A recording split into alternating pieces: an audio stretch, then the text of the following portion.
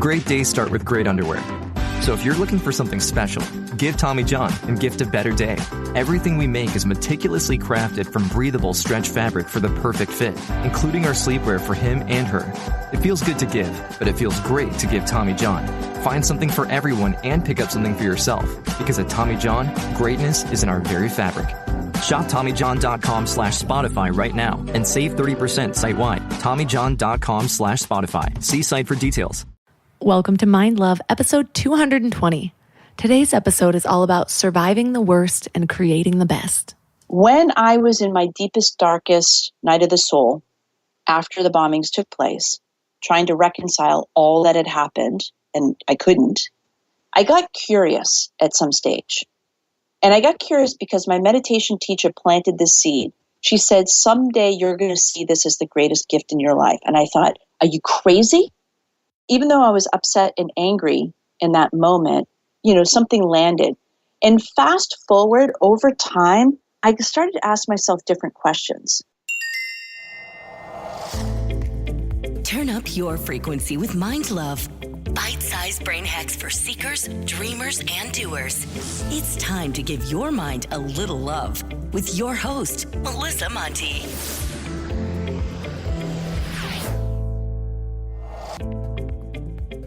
It's a new day, a new episode, and a new opportunity to subscribe to the podcast. If you're listening for the first time, don't forget to hit the subscribe button so you always know about new episodes.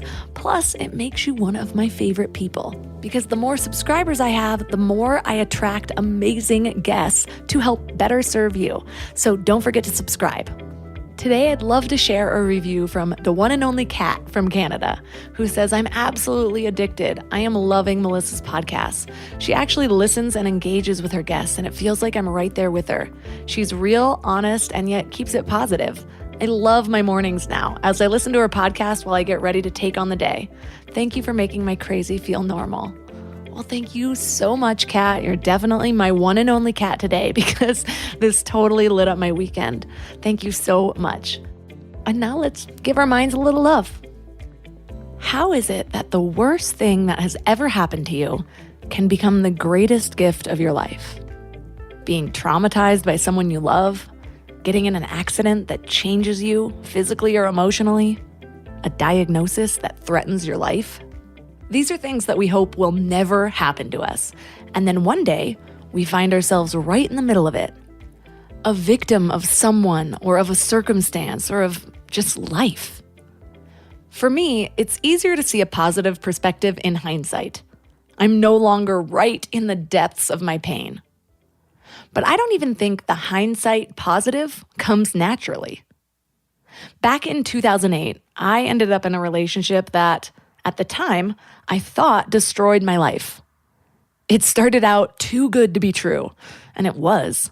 I went from being wooed and showered with gifts and staying in 5-star resorts for months at a time, to sitting in a jail cell for crimes I didn't commit. To make matters worse, I couldn't even afford a good attorney to have my back. And as for the person who was at fault, even though most of his personal money was stolen, his family still paid nearly $50,000 for his defense. Long story short, I took a deal because I didn't know I had any other choice. And my reputation, my record, was ruined. How did I go from being a straight-A honors student with all the potential in the world to being viewed as a criminal who would likely have a hard time getting a minimum wage job? This was the worst thing that had ever happened to me, I thought. How could I let myself be taken by a sociopath? I hated what he did to me. I hated him. I hated myself for being so stupid. And I hated my life because what did I even have to live for anymore? I woke up every day for a year with an immediate pit in my stomach as I realized it wasn't all just a dream. Well, one day I realized that all I could do was move forward. It was the only choice I had left. So I started to make new decisions. I didn't have as many options as I would have had a few years before. I definitely did not want to write my crazy story on 2 lines of a job application. So I started to teach myself digital marketing. I won a contest for free conference tickets for a digital marketing conference. And then I won a contest at that conference, which attracted clients and set up my freelance career for the next 2 years. What are even the chances of that? And digital marketing still helps immensely with what I do today. Eventually, I didn't feel like my life was ruined anymore, just pivoted. And maybe that pivot landed me somewhere better, somewhere even more aligned with my soul, with the gifts I'm meant to give to the world. There were a lot of steps in between. There always are, right? If I would have just got up the day I was released from jail and said, "This was the best thing to ever happen to me," I probably would not have believed it. When terrible things happen now, I can come to those conclusions a little faster because I've seen the evidence in my past of how the universe works. But when I was in the thick of it all I could see was my brokenness. I stopped looking forward for a while because it felt too painful. Instead, I just focused on each day, putting one foot in front of the other, choosing one thing at a time that would feel good. Movement, learning, friendships. Yeah, I was still partying pretty hard, but hey, transformation doesn't come all at once. After a while, I started to recreate my life. And like I said, it started to feel better than the life I had before. Then I started to challenge my thoughts about how I got here. What if it really was the best thing that has ever happened to me? What if that trauma was really meant for me? It was the slingshot toward entrepreneurship. It inspired me to move. I was never really so easily taken advantage of. I connected to my intuition rather than my need to be loved. But it wasn't the trauma of the situation that gave me the positive perspective. Plenty of people go through something terrible and they sit in their pain their whole lives, thinking that they can't help what happened to them and it's all someone else's fault. And part of it is. We can't always help who hurts us or what happens to us. And wishing we had seen it or made a different decision just keeps us in the trauma. So just going through something hard doesn't always make you stronger. You don't always see it from a positive perspective, even with time. It's the little decisions in between, the tiny actions that start to recreate your life. Then you start to build evidence for your own power, and you can see how you were guided. And for me, in my story, my pain was mostly psychological, so I didn't have the added challenge of healing my body.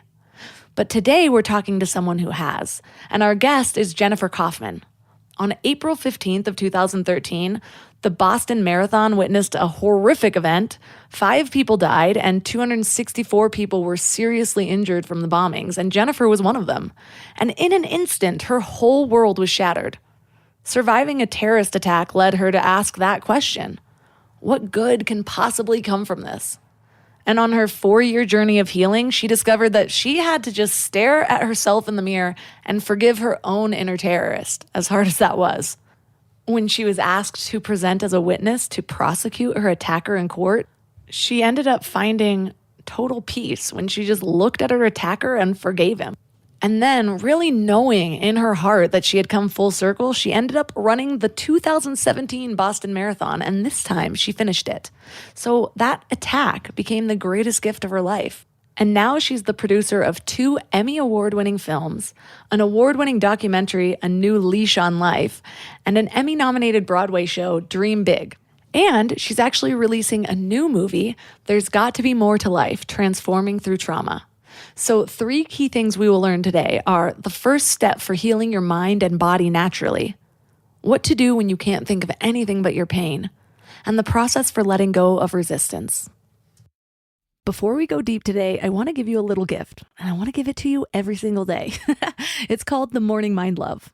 I know how life can be. You're all fired up after an inspiring episode, and then a new day or a new challenge comes at you, and it's just hard to keep up that energy. Well, the Morning Mind Love is kind of like an oracle from your higher self to help you start each day with a positive focus.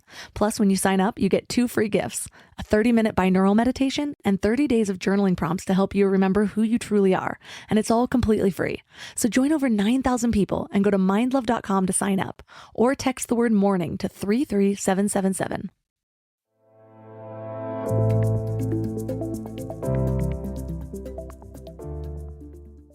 And now let's welcome Jennifer Kauffman to the show.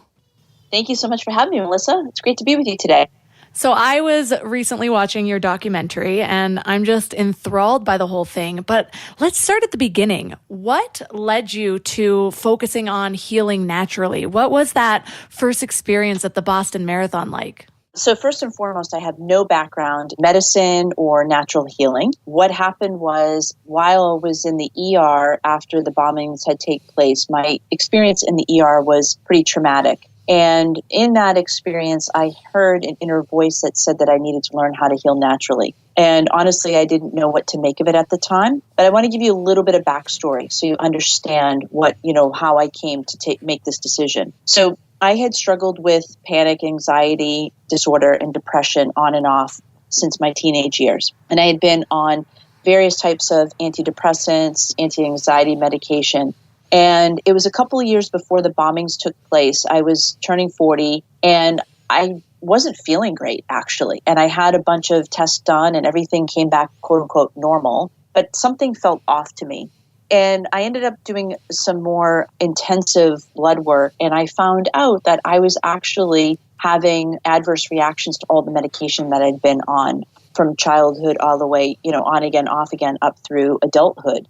And so that's the precursor. So when I was in the hospital and they wanted to inject me with these different types of chemicals and prescribe all this, pain medicine, antidepressants, all that kind of stuff, I just realized I needed to find a better way. And that's how I came to go down this path. So when you said that you heard this inner voice, we have thoughts all the time. And most people think that all the thoughts passing through is that inner voice. What was different about that voice that time? For me, there's a level of discernment. So my brain is active, right? And so I sometimes can have monkey brain, which is we get, I think, 60,000 thoughts a day. It's insane. But this particular voice had a softness and a subtleness, but like a directness about it, right? It wasn't a chatter type of thought passing through it. It felt like a parent, saying, hey, this would be a good course of action to take. So when you had that experience at the Boston Marathon, you said you were already dealing with anxiety and depression and things like that. Now you had this thing that was tied to those feelings. Did that make your process of wanting to heal different or help you to find direction in a way? Yes, absolutely. So I want to say that I had various times in my life dealt with anxiety and panic and depression. At the time the bombings took place, I was not experiencing that before the bombings, just to be clear. But interestingly enough, I was told at different stages in my journey before the bombings took place that I'd be on medication for the rest of my life. And I was like, I don't want to be on medication for the rest of my life. Yes, it took the edge off, but it never made me feel good, completely good. It never made me feel that. So over time, I eventually got myself off of medication, and that's how I stumbled into meditation and how I stumbled into breath work. All of these things, I found before the bombings took place. So when the bombings happened, I was able to take these natural, holistic modalities that were working for me before the bombings and apply them in this situation. And I didn't take any medication as a result.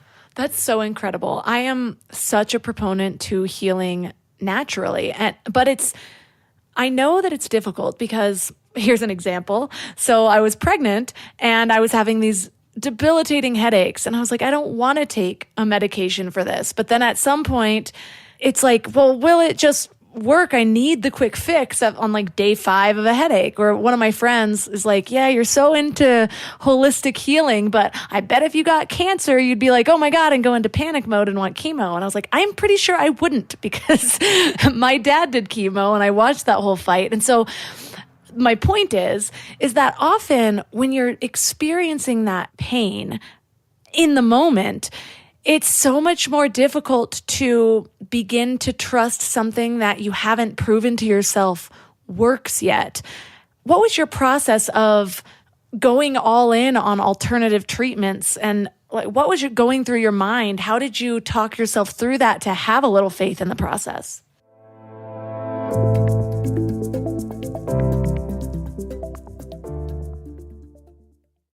Growing a business is a lot like personal growth. You need the right tools and the right support system. But finding those perfect team members, that can kind of feel like searching for a unicorn, which is why I'm excited about Indeed's approach. Instead of endless searching, they focus on matching.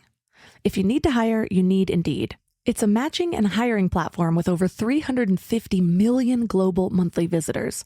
And here's what makes it so special. Their technology actually learns what works for you. So the more you use it, the better it gets at finding people who align with your vision.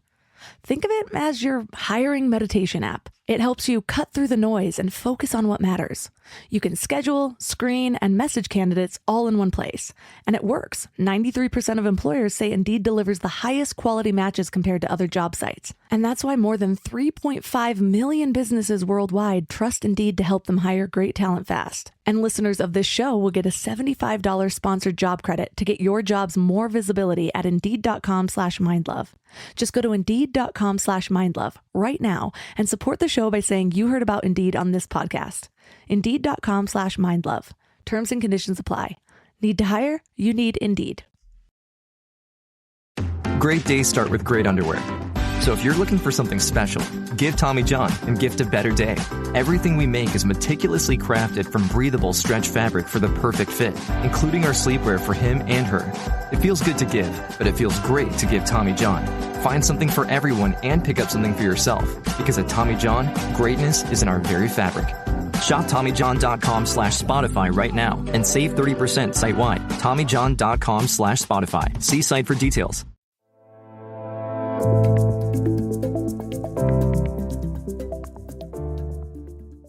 How did you talk yourself through that to have a little faith in the process?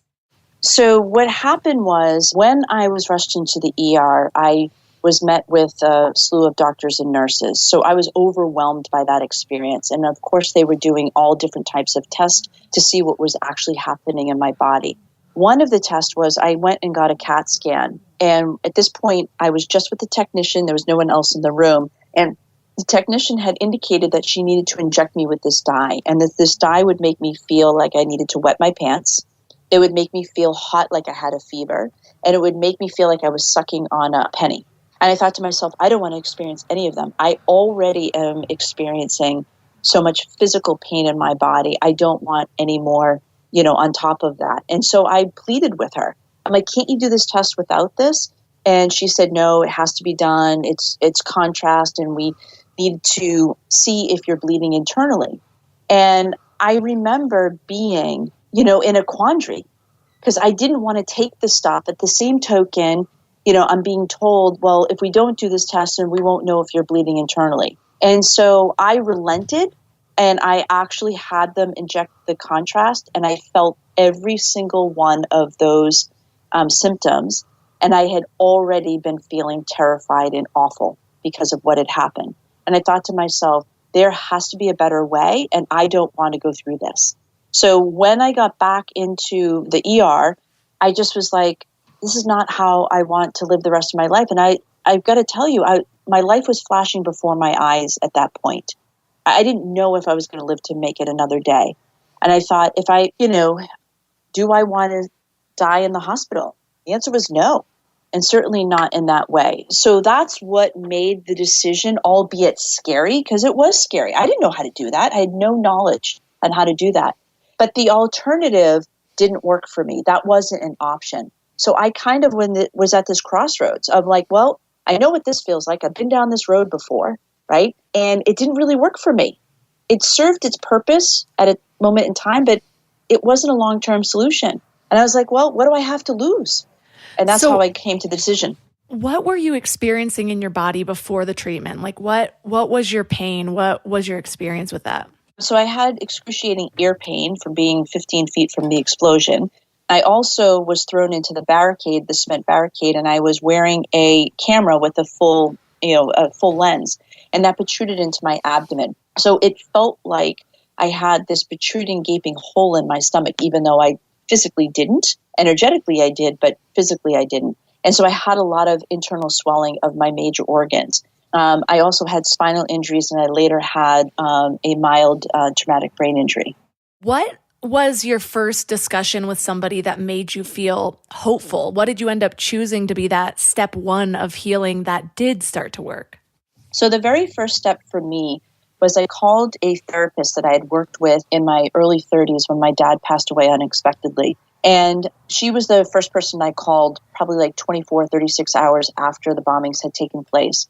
And she cleared her schedule, and I went and saw her. And one of the first things I said to her was, there has to be a way to do this process without any medication. I said, if you're going to push medication, I'm not interested. And so she met me where I was at, and then she did this immersion therapy with me. So that was the first thing. Then a friend actually messaged me and got me an appointment to see a chiropractor who did this gentle form of chiropractic touch, not manual adjustments that I had been used to prior. And so that's actually how it happened.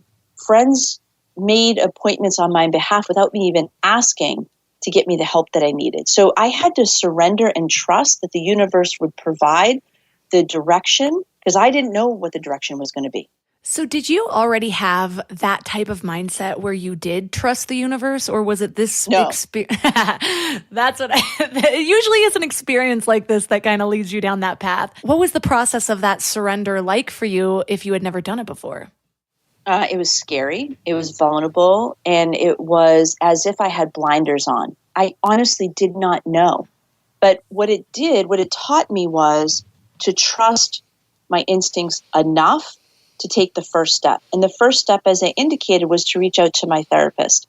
And my therapist was able to get me in. Then it was, answering the call from a friend who made an appointment, on my behalf to meet with a chiropractor that could help in a gentle form. Then another friend had reached out and made an appointment to see a brain integration therapist. I had never even heard of the term brain integration therapist before. And the old me would have, if I had any, sense of awareness at that point, I would have been Googling it. I would have been researching it before I jumped in. But I wasn't at the state to do that. I just wasn't. I had all I could do just to stay in the moment. And so I just trusted, something inside of me just knew, okay, this person made the appointment. I'm going to trust that I need to go here, even though I don't know what this is. And I was open enough. And here's the deal. I was so committed to finding an alternative way that I feel as though, the universe gave me breadcrumbs, and it wasn't all at the same time. It was steps and phases. I feel like that's always how it is. What I've learned over time is I had completely cut off my intuition for a long time. And actually, what I'm coming to terms with is that might be by design. I am pretty sure that the way society is structured is meant to turn off people's inner wisdom. It's like a sit down, shut up, obey type thing. And so it's no wonder when we're older, we don't know how to listen to that inner voice. We're kind of used to following orders and just doing what we're told and doing what everyone else tells us to do and what's normal. And so when I was trying to find that voice, it was really hard to weed out all thoughts from the actual inner voice. And I didn't realize that all the thoughts in my head weren't me and my inner wisdom. Now I kind of know that, thoughts appear. That's my mind's job, is just to think. And I get to choose which thoughts I attach to. And so I'm curious though, when you're going into heal things that are actual physical ailments, how much of your healing was mindset work versus physical work? I would actually say it was not just mindset, physical, but it was spiritual. It was actually an integration process. So this is where I perceive that where we're heading in energy medicine is that it's an integration of mind, body, and soul. And until we actually integrate all those aspects, I don't feel as though we truly heal. And so it wasn't just mindset, it wasn't just physical, it literally was all three. So that experience literally opened me up and brought me home, if that makes sense. Here's the irony. The irony is I was running from my past and running from my traumas, hoping to outrun them. And then it took me being at the marathon for the very first time, a major iconic running event, to stop me in my tracks, put me in a position where I had nothing but to face all of my traumas, not just the bombings. What ended up happening, and this is where post-traumatic stress comes into play, is that unresolved trauma lives in our body. It's stored in our cells.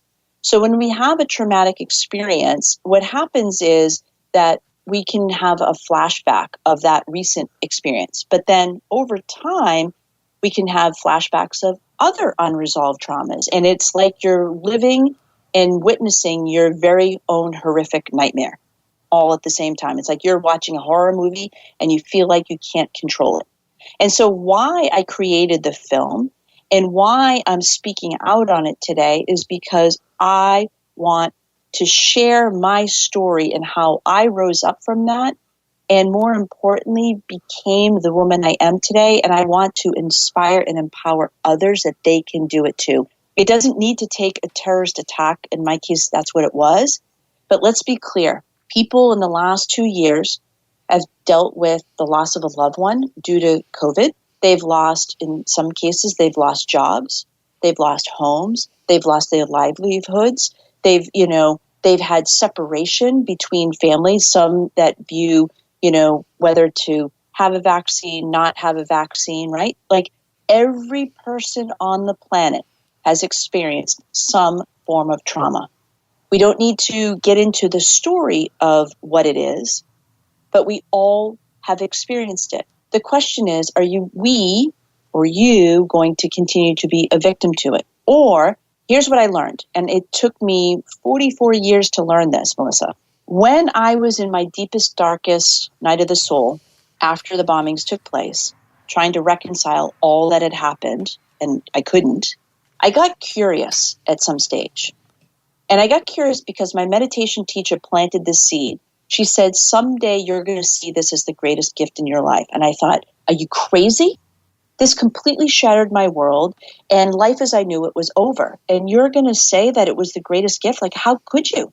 But I knew as a person that I respected and I had, been under for a couple of years, under her tutelage in meditation, I was like, she wouldn't say anything to hurt me. So that even though I was upset and angry in that moment, something landed.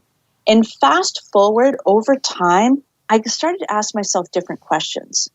And the questions were, what if this was happening for me rather than to me?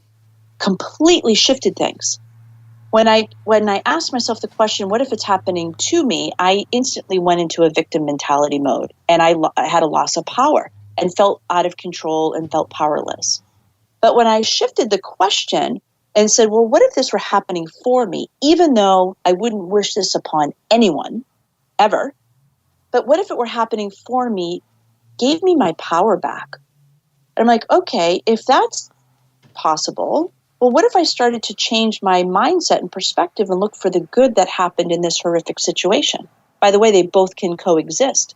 Yes, I can honestly say before you today, that is one of the most horrific experiences I've ever lived through. And today, I can honestly tell you it's the greatest gift of my life because it taught me mind, body, and soul integration and helped me get on my path and my purpose in life. Something I never thought I'd be doing today. I have experienced trauma as well, and I use that same mindset flip to see another side.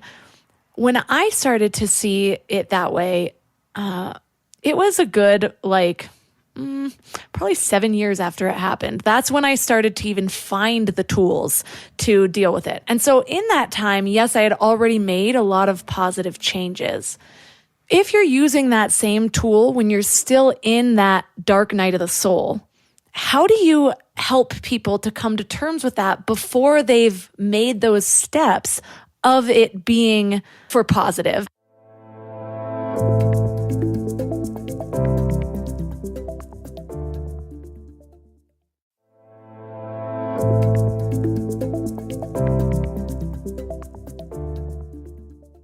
How do you help people to come to terms with that before they've made those steps of it being for positive? How do you guide people through that? So here's the thing, right? So here's what I've come to understand now. This is all teaching me how to take back my power, right? And to rise up from that situation. So in the beginning, I did not know how to do that. But here's what I did. As being a business coach and business consultant for years, I put my coaching hat on. And I said to me, now I have a niece that looks very much like me. And I would say, if Megan were dealing with this, how would I coach her? How would I help her through this? And I would take whatever insight or wisdoms I got for her and apply them to myself. So it might be something like, okay, like I might be dealing with rage, like out of control rage. And listen, everybody has, a justification or right to be angry. But literally, guys, it's toxic. It's toxic. It's like you might as well drink your own poison.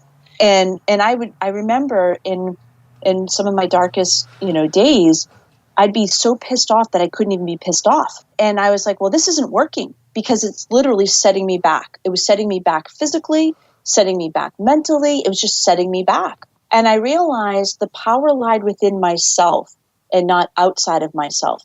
And so I had to shift and get myself to a place of compassion for myself, right? Because if I were dealing with my niece had gone through that, I would throw nothing but love and compassion towards her. But in that moment, I was struggling to access it for myself. But because I used a trick, a mind hack, which worked for me at the time, which was basically applying what I would do for my niece to myself. And then I would say, well, what's something loving I can do? And it might be cuddling up on the couch and swaddling myself in a blanket so I could feel safe in my own skin. It might be sleeping with a nightlight. Yes, I was 44 years old, actually 42, when the bombings took place. And I slept with a blanket and a nightlight. I don't think I've ever shared that live. Oh, I love it, actually. Like those types of things have been so healing for me as well. And I'm still uncovering things that are unresolved.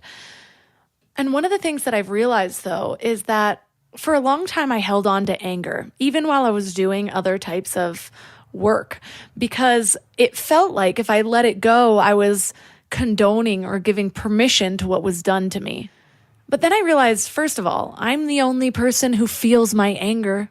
And so it's like I'm sitting there all mad thinking like this is what they deserve. And I'm like, but this is the energy I'm carrying. And it is literally impossible to feel compassion for yourself and to give something that you don't currently feel.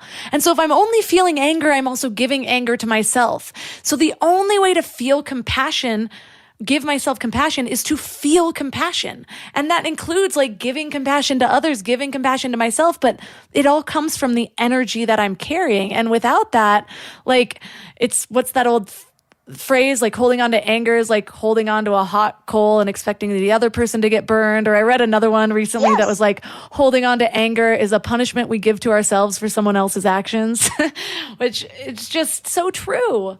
It is absolutely true. And I want to say something because I think this is a really great point about anger. So for me, growing up, there was no place for anger. Like if you were angry, I got a timeout. So I learned very early on, like anger wasn't good.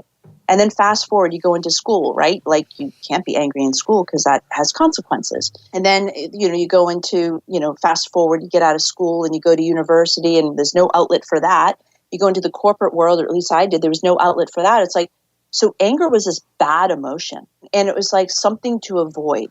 And so here's what I did. I stuffed and stuffed and stuffed my anger until a bomb went off to get me to explode. Now, here's the thing. I needed to get that physical stuck energy out of my cells and out of my body. But I want to be very clear.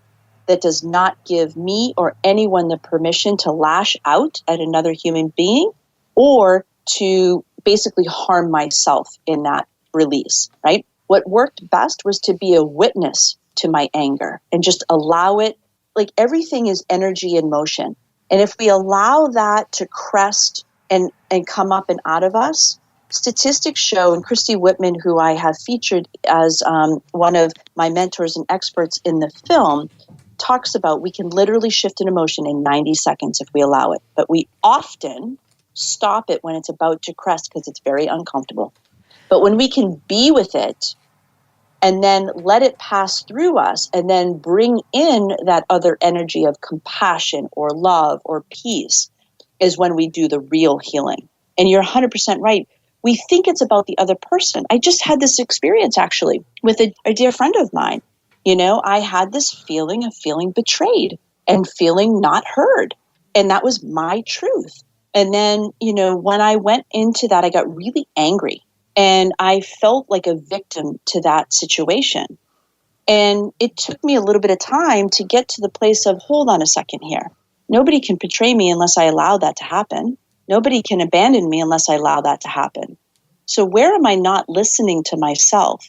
Where am I betraying myself in what I feel divinely called to do?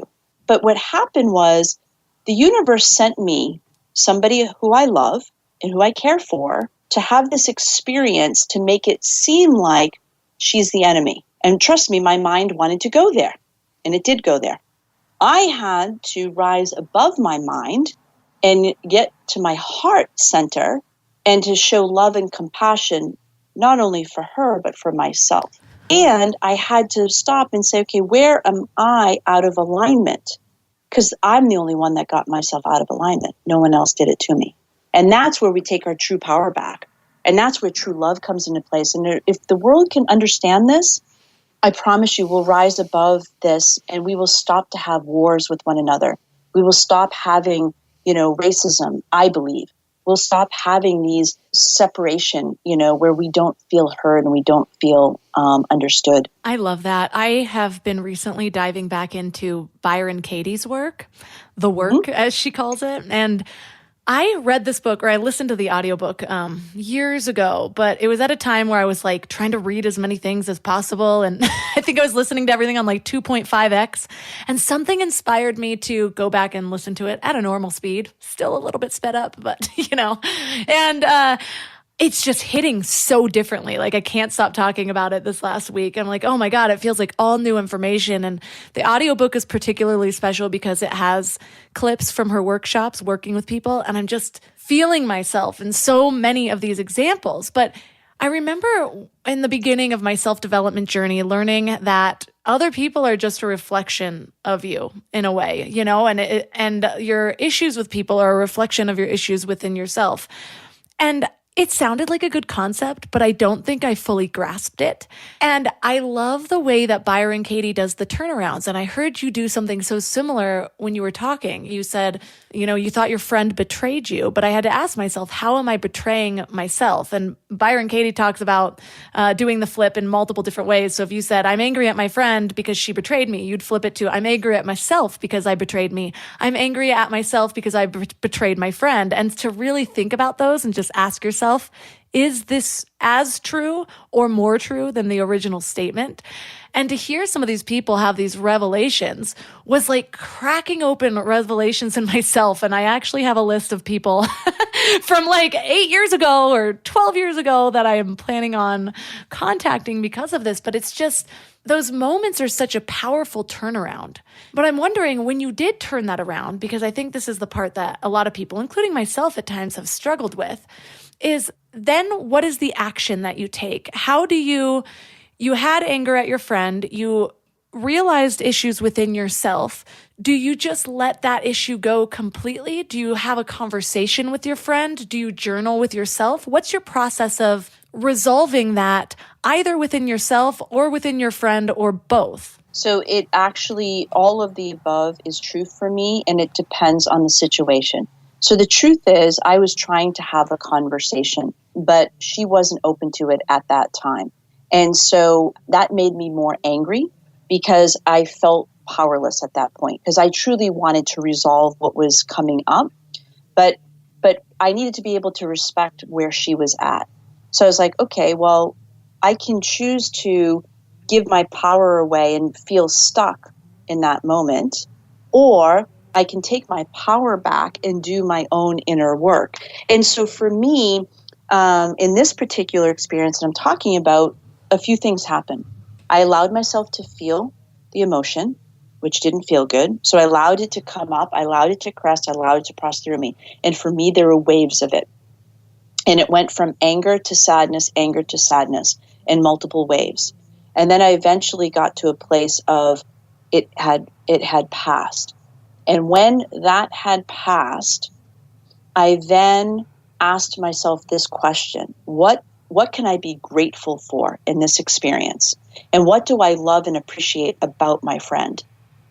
And my mom always taught me. Now, I never always listened to this, but my mom always would say to me, always leave a person better off than you found them. Now, I've not always heeded that wisdom, but I remembered that statement yesterday when I was going through this experience. And I was like, okay, what is the most loving thing I can do right now? And so I acknowledged in a very heartfelt way. I wasn't inauthentic. I was completely authentic of my feelings towards her. And so rather than lash out in anger and a fit, and I did a little bit of that, and then I pulled back going, this isn't serving anyone. I allowed myself to process all of those raw emotions within myself, replace it with compassion, not replace it, but once I got to the other side, I was able to access compassion. And then from compassion, I was able to get to love and gratitude. So it's a process, right? So if you were to look at, energy frequencies, like every emotion has a frequency. So anger is like, pretty down low on the spectrum, along with shame and guilt and all of that, right? And so, it's really difficult to go from anger to love, right? Like it just doesn't, it's just not how it works. For me, I've got to get to a place of neutrality. And so the neutrality is the compassion. When I can bring compassion to myself and to the other person in this situation, that gives me the access point or the neutrality to go to either peace or love or acceptance or gratitude, for example, which are higher vibrations of energy on the spectrum. And this is where we start to release our pain body and tap more into our light body. Listen, at the end of the day, we were born to love. We lost our way. We learned how to hate through societal norms, through limiting beliefs, through various forms. But when we can return to love of self, and you said it earlier in this interview, is that I can't give what I don't have. So I was able to rise up from my anger and profound sadness and tap into the gratitude and love and appreciation. And as a result, I was able to give it. That's a really healing thing for everyone involved, including the person who's giving it. And what if we did more of that in the world? That takes having a level of discipline and having a level of courage to go there. Because listen, I'm like every other human being. Well, she did it to me. How come she can't be the one to take responsibility and apologize, right? Classic victim mentality. I struggle with that from time to time too. Why do I always have to be the one to do that? Which is also another victim mentality. Well, if you have the awareness and you have the ability, you owe it to yourself and you owe it to the other person to take the higher road. And every time that we do that, we send new vibration out into the ether, which is more positive and more healing and more loving. And the more of us that do this, we will evolve and we will rise up and we will learn that our God-given ability is just to thrive. We don't need to struggle. We don't need to suffer. And when people can understand this, we can rise above it and tap into what I perceive to be heaven on earth. And we can live lives where we're actually thriving in our most alive, aligned self. I love what you said about if you have the awareness to do something better, to be in your higher self, then that's basically a gift you can give to the world. It's kind of like say like you're the tall one in a couple and you're like pissed that your wife keeps asking you to get stuff off the top shelf. It's like, well, you're the tall one. You're the one who can see what's up there. And so my process is very similar. I first want to bring it back to what you said earlier about not shaming your emotions. I was taught the same thing, like I'm not by my parents, thankfully, but I think just by society, certain emotions are deemed aggressive or not appropriate for public. And so you start to hide certain things. And I did that for a really long time. And so for me, when I'm feeling a certain way, and it's interesting how those friendship quarrels can hurt so badly. It's like they do feel like betrayal. And sometimes it can be over something so small, but it's like, you're supposed to be my bestie.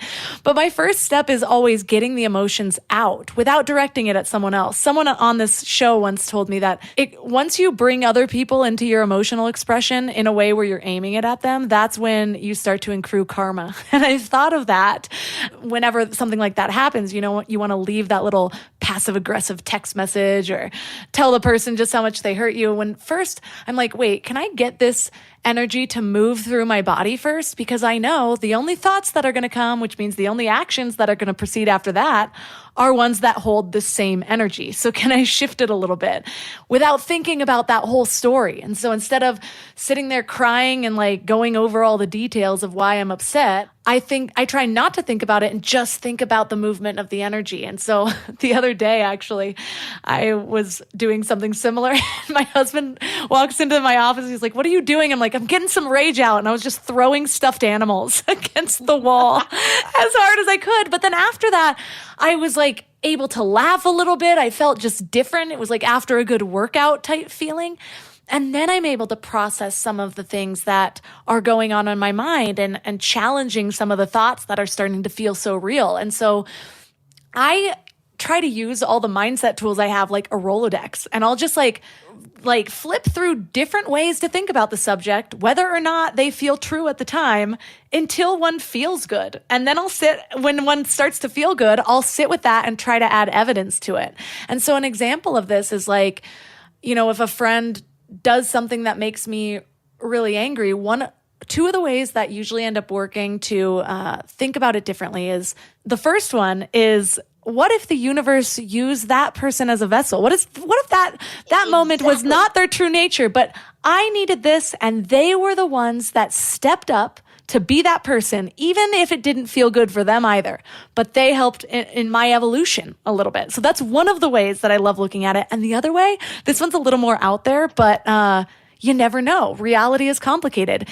And you know how different spiritual leaders have said different things like people are a reflection of you, or time isn't linear, everything's happening at once, or your version of reality is different than someone else's version of reality. What if I'm the only person experiencing that version of them because that's what I need, and someone else is experiencing a completely different version of them? So the version of them I'm experiencing is still all about me and what I need to work on. And maybe the rest of the world is experiencing their true nature as just love and light. And when I think of it that way, I'm like, okay, this is definitely all about me. There's no one to blame, including myself. And so now all there is to do is sit with it and try to work it out so that I am carrying the energy I want to spread. And to that point, it's like what I said, like trauma or these triggers are actually like the manure that you put on a seedling, right? What if it actually is the very thing that gets you to blossom and bloom to your higher, best self? And that these are designed to get you in alignment with your soul's purpose and get you on your path. And when we can come like that, like when we can understand that, again, it's easier to say, oh, right, it's happening for me. Like this is actually happening for me. I needed to have this experience to open me up to something else that's about to happen. I don't know what that is, but that's it. And so now I'm back into present, I'm back into love, and all is well again. Wait, by the way, I want to say one other thing.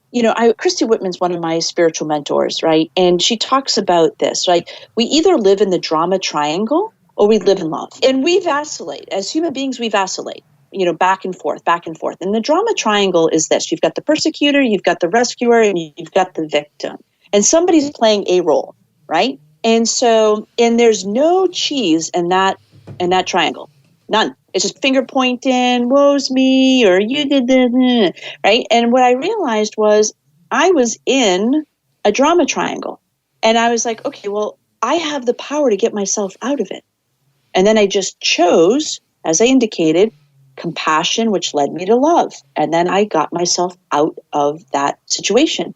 But where we often get stuck as human beings is like we expect the other person to do it, to be the one to, say the right things or, apologize or whatever. But if we wait, we hold our breath, we're not going to have much to be alive for. Like we've got to do that for ourselves. And so, it's time for us all to look our traumas in the mirror and say, okay, and stop being a victim to them and recognize that they're here to shape us, to mold us, to be our best versions of ourselves and to teach us how to love again. Right. And it's like challenge even those thoughts of what you think you need. Like, do I really need that person to apologize? Like, what is that going to give me? Except for allowing me to scapegoat my own work because now that person did the work for me. So I look at it as a blessing when someone doesn't apologize and leaves it all to me to do the inner work and the outer work. So I love your story and I love your documentary. And I was going through your book as well. So for listeners that are interested in learning more about your experience and what you're giving to the world, what you're sharing with the world, where's the best place for them to connect? You can go to jenniferkauffman.com and you can learn all about the different projects. My latest transformational project is There's Got to Be More to Life. Anybody that is struggling right now with adversity must watch this film. It will meet you where you're at and teach you some of what I perceive to be the fundamentals to get you out of that situation. And if you want to learn about the books that I've written, I've got a best-selling book called Shattered, a kid's book on #BeCourageous, and then a book I featured in with Jack Canfield. All of that is on my website, jenniferkauffman.com. But if you want to watch the film, we're actually giving away some amazing things. There's got to be more to life.com. We'll give you access to watch the film. You'll get a free downloaded ebook on thriving. We also give away a really great meditation sync up. It's a sound meditation, high frequency sound meditation. It's about 11 minutes, all on receiving, teaching you how to open up to receive more love, more prosperity, more peace in your life, whatever it is that you're seeking. And for those that act now, we are gifting $2 for every movie ticket sale back to save a veteran's life. We want to help eradicate suicide among veterans. So that's how you can play a role in making a difference. All the links for this episode will be at mindlove.com/220. Your challenge for this week is to rewrite your story. Sometimes it's kind of daunting to look at your entire story and rewrite it, but pick one thing. What's one thing that you go back to? What's one thing where you're still placing the blame on somebody else? And let me clarify, that's not to say that people aren't at fault or that people don't do bad things to other people or that you deserved any of it. But sitting in the victimhood of saying this happened to me and there's nothing I can do about it doesn't really get you anywhere, unfortunately. That doesn't mean you condone the actions or that it's okay. It just means that from here on, you realize that you are the only person responsible for your life. And there will be a ton of things out of your control, and the only thing you can control is your reaction to it. I've been reflecting on some of those stories recently. I have rewritten the big ones. I know the big ones, but there's still some little ones that have a hold on me in a little way. For example, a friendship that fell away and me still looking at the parts that only that person did and not looking how I showed up in my own life with that situation. Not looking at some of my reactions or the things I've held on to, even if it's just that that person isn't a good person or that person is immature. It's not my place to judge someone else, so I am taking control of that story and I'm looking at my side. I'm also sending love to that person, seeing them beyond their fallible human ego and looking at their soul. And it's healing. That one's a tricky one because it's easy to just be like, oh, no, I did what's best for me. I moved forward by cutting that person out of my life. But if I'm still holding on to this view of someone from my limited human perspective, I'm not really doing a service to myself or the world or that other person. They don't need to be in my life for me to send them love, for me to see that maybe they were still a good person underneath. I look at my son and I'm like, imagine the people he might hurt one day, because he will. Everyone does. We've all hurt somebody. Can I even imagine anyone looking at him through the lens that I might look at someone who hurt me? It doesn't feel fair. I would want to shake them and say, but you just get to know him. Look what a sweet little boy he is. He has a good heart. Now, why can't I do that for everyone in my life? They were somebody's son or daughter. That ex-boyfriend who I thought destroyed my life, he has a mom. I'm sure she's in pain too. I'm sure she wants people to look at her little boy and see what she sees. And again, this forgiveness aspect is not for the other person. I do not plan on calling him and telling him this.